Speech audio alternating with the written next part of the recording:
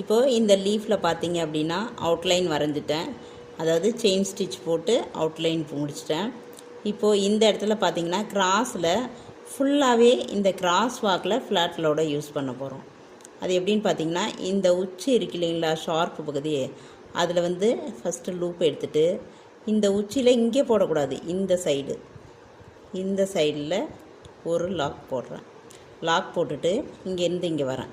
இப்போ இது வரைக்கும் தான், இப்போ இதை ஒட்டி வரணும், அந்த வெளி அவுட்லைனை ஒட்டி வரும்போது இது வரைக்கும் தான் எனக்கு வருது. இதுக்கு இந்தாண்டா நான் எடுக்கிறேன் அப்படின்னா அங்கே கேப் தெரியும் பாருங்கள். அப்போது கேப் தெரியாத இது வரைக்கும் தான் வருது. அப்போ இதோடு நான் வந்து இந்த இடத்துலேருந்து இங்கே வெளியில் வந்து லாக் பண்ணிக்கிறேன். உள்ள ஸ்டிச்சு, வெளியில் லாக்கு.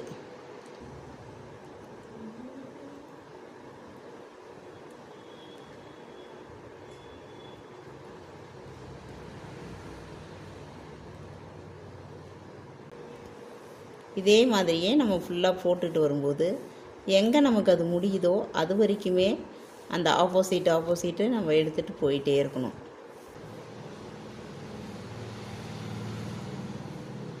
சின்னதாக இருந்தாலும் அந்த இடத்துலையும் நம்ம கரெக்டாக அப்படியே போயிட்டே இருக்கணும்.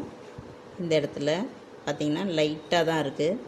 அப்போது அந்த இடத்துல சும்மா ஒரு ஸ்டிச் மட்டும் பண்ணிவிட்டு இந்த இடத்துல வந்துடணும். வந்துட்டு இங்கே வந்து நம்ம எண்ட் நாட் போட்டு நம்ம முடிச்சுக்கிறோம். முடிச்சுட்டு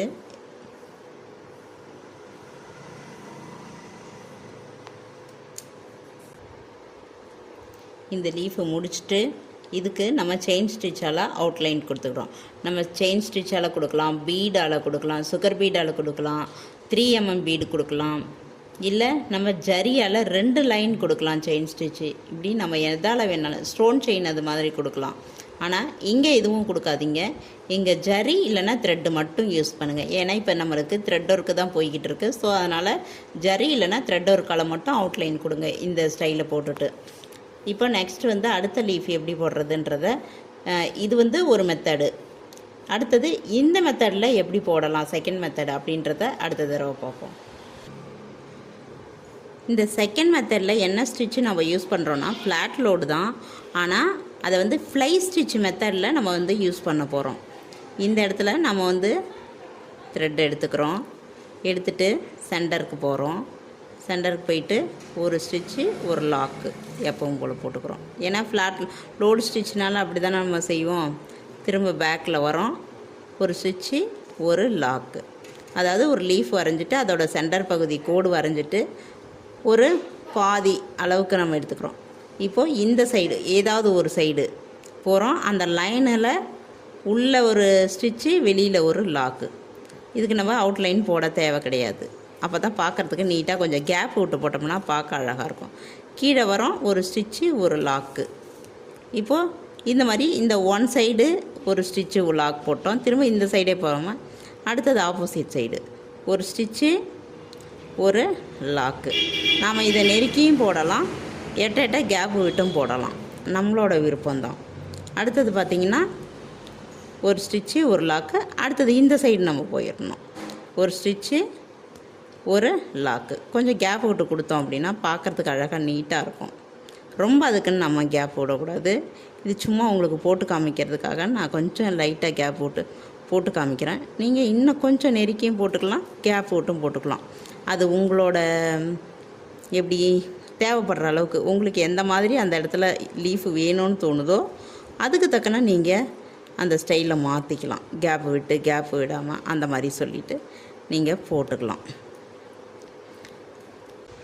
நீங்கள் நிறைய லீஃப் போட்டுக்கிட்டே இருந்தால் தான் உங்களுக்கு வந்து பர்ஃபெக்ஷன் வந்து நல்லா வரும். கம்மியாக போடுறீங்க அப்படின்னா உங்களுக்கு வந்து பர்ஃபெக்ஷன் கம்மியாக தான் வரும். இது மாதிரி நூல் இடையில ஒரு நூல் கட் ஆகிடுச்சு அப்படின்னா நீங்கள் என்ன பண்ணணும் அப்படின்னா, இதோட விட்டுட்டு இந்த ஒத்த நூலை உள்ளே இறக்கிட்டு இதை பாருங்கள். இப்போது இந்த மாதிரி உள்ளே எடுத்துட்டு மறுபடியும் நம்ம முடிச்சு போட்டு புது நூல் எடுத்ததுக்கப்புறம் நீங்கள் வந்து ஸ்டிச் பண்ண ஆரம்பிக்கணும். இந்த லீஃபில் second method fly stitch use பண்ணி நான் வந்து ஃபில் பண்ணியிருக்கிறேன். ஆனால் இதில் ரொம்ப கேப் விட்டு நான் பண்ணியிருப்பேன். அது எதுக்காக அப்படின்னா உங்களுக்கு புரியணுன்றக்காக. நீங்கள் இன்னும் கொஞ்சம் லைட்டாக நெருக்கிக்கிங்க. ரொம்ப நெருக்கியும் போடலாம், இன்னும் கொஞ்சம் லைட்டாக நெருக்கிட்டு போடலாம். நம்மளோட விருப்பம்தான். இது ரொம்ப வந்து நீங்கள் கேப் விட்டு போடும்போது அழகாக இருக்கும். அதனால தான் இதுக்கு வந்து நான் அவுட்லைன் கொடுக்கல. உங்களுக்கு தேவைப்பட்டால் கொடுத்தும் போட்டுக்கோங்க, கொடுக்காமலையும் போட்டுக்கோங்க. இப்போ இந்த இடத்துல பார்த்தீங்கன்னா ஒரு சின்னதாக ஒரு சுகர் பீடோ இல்லை ஒரு 3mm ஒரு 4mm அந்த மாதிரி ஒரு சின்னதாக ஒரு பீடு நம்ம வச்சாலும் பார்க்க வந்து அழகாக நீட்டாக இருக்கும். நான் இப்போ இதில் வந்து சும்மா வச்சு காமிக்கிறேன் பாருங்கள். நம்மளுக்கு என்ன சைஸு கிடைக்குதோ அந்த சைஸ் வச்சு நாம் வந்து யூஸ் பண்ணிக்கலாம். இப்போது நாம் எடுத்துட்டு இங்கே பாருங்கள், இடி போட்டுட்டு வந்து நம்ம லாக் பண்ணிக்கிறோம். லாக் பண்ணிவிட்டு இந்த மாதிரி லாக் போடும்போது எப்போவுமே அடியில் துளியோண்டு கம்மு, சும்மா துளி போது கம்மு மட்டும் கீழே லைட்டாக போட்டுக்குங்க. ஏன் அப்படின்னா இந்த மாதிரி லாக்கு போடக்கூடாது. நம்ம இந்த இடத்துல எண்டு நாட்டு தான் போடணும். இந்த தலைமாட்டி லாக் வந்து போடக்கூடாது. அப்படி போடுறீங்க அப்படின்னா கீழே லைட்டாக நூல் கட் பண்ணதுக்கு பிறகு லைட்டாக கம்மு வச்சுக்கிங்க. அப்போ தான் அது வந்து அந்த பீடு வந்து வெளியில் வராமல் இருக்கும். இப்போ வந்து தேர்டு மெத்தடில் எந்த மாதிரி நம்ம யூஸ் பண்ணுறோம் இந்த லீஃபில் அப்படின்றத அடுத்தது பார்க்கலாம். இப்போது இதில் வந்துட்டு நான் ஒரு லீஃப் வந்து ட்ரா பண்ணியிருக்கேன். அதோட சென்டர் லைன் மார்க் பண்ணியிருக்கேன். இதுக்கு நம்ம வந்து அவுட்லைன் கொடுக்கலாம், கொடுக்காமலையும் விடலாம். 2 ஆப்ஷனில் எது வேணாலும் நம்ம வச்சுக்கலாம். கொடுக்காமல் பண்ணுறது இன்னும் கொஞ்சம் பெட்டராக இருக்கும். இதில் பாருங்கள் 3 பகுதியில் ஒரு பகுதி நம்ம எடுத்துக்கிறோம். அதாவது இந்த லீஃபோட சென்டர் லைனை இப்படி மார்க் பண்ணோம்னா நமக்கு வந்து மேலேருந்து கொஞ்சம் கீழே எடுத்துக்கிறோம். எடுத்துட்டு இங்கே பாருங்கள், ஆஃப் சைடு இந்த ஒரு சைடு வேறு கலரில் யூஸ் பண்ணுறேன். அப்போ உங்களுக்கு டிஃப்ரென்ஸ் தெரியும். நீங்கள் ஒரே கலர்லேயே யூஸ் பண்ணலாம், அது ஒன்றும் தப்பு கிடையாது. ஆனால் இது டிஃப்ரென்ஸ் தெரியறதுக்காக நான் வந்து உங்களுக்கு அதை போட்டு காமிக்கிறேன். இப்படி எடுத்துட்டு இந்த லைன்லேயே நம்ம வந்து ஒரு சைடுக்கு வந்துக்கிட்டே இருக்கணும்.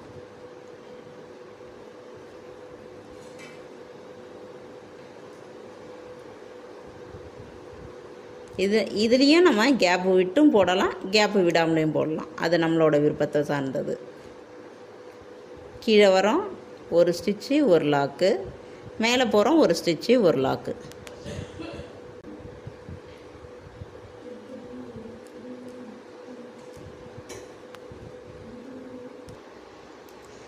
இப்போ வந்து இதோட ஒரு பாதி முடிச்சிருக்கேன். இதில் நான் ரொம்ப கேப் விட்டு போட்டிருப்பேன். நீங்கள் வந்து நெருக்கமாக போடுங்க. அதாவது கேப் விட்டு போடுறது வந்து நம்ம ஒரு லீஃப் நெருக்கமாகவும் இன்னொரு லீஃப் வந்து நெருக்கம் கம்மியாகவும் இந்த மாதிரி கேப் விட்டும் போட்டிங்கன்னா இந்த கொடி டிசைனில் நிறைய லீஃப் வரும்போது உங்களுக்கு பார்க்க அழகாக இருக்கும். இப்போது ஒரு சைடு நான் போட்டு முடிச்சிட்டேன். இப்போ அடுத்த சைடு போட போகிறேன். அடுத்த சைடு போடும்போது இந்த சென்ட்ரல் லைனில் தான் நான் வந்து முடிச்சாகணும். இப்போது இந்த இடத்துல நான் வந்து ஸ்டிச் எடுக்கிறேன்.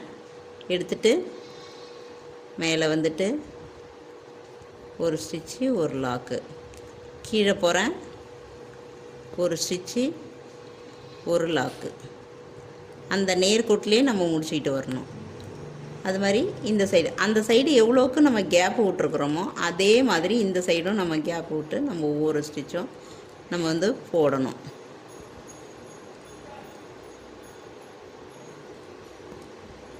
நீங்கள் வந்து நெருக்கமாக இதில் ப்ராக்டிஸ் பண்ணும்போது ஒரு நெருக்கமாக 5-6 லீஃப் போடுங்க.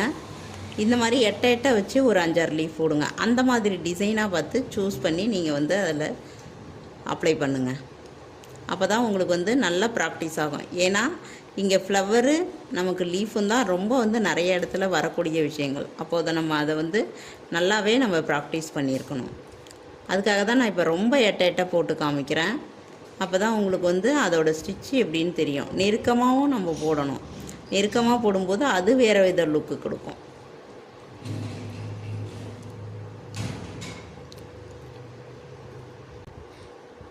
இப்போது இதில் வந்துட்டு நான் ஃபஸ்ட்டு வந்து 3mm பீடு வந்து உள்ளே போட்டிருக்கேன். அதுக்கப்புறம் 2mm பீடு வந்து ஒரு 4 பீடு போட்டிருக்கேன். இப்போ இதுக்கு நேராக வச்சு பார்க்குறேன், இன்னும் ஒரு பீடு வச்சா பெட்டராக இருக்கும்னு தோணுது. ஸோ மறுபடியும் நான் ஒரு பீடு எடுக்கிறேன். இப்போது இதில் மறுபடியும் நான் கோர்த்துட்றேன். கோர்த்துட்டு இங்கே பாருங்கள், இந்த கேப் இருக்கு இல்லைங்களா, இந்த கேப்பை வந்து இந்த இடத்துல ஒரு ஸ்டிச் பண்ணி எண்டு நாட் போட்டுக்கிறேன். இப்போது நீங்கள் பார்த்தீங்கன்னா எண்டு நாட் போட்டு முடித்ததுக்கப்புறம் அவ்வளோ நல்லாயிருக்கும். நீங்கள் அதை அப்ளை பண்ணி ட்ரை பண்ணி பாருங்கள். இப்போது இது முடித்ததுக்கப்புறம் இந்த கேப்பை ஃபில் பண்ணிட்டோம்.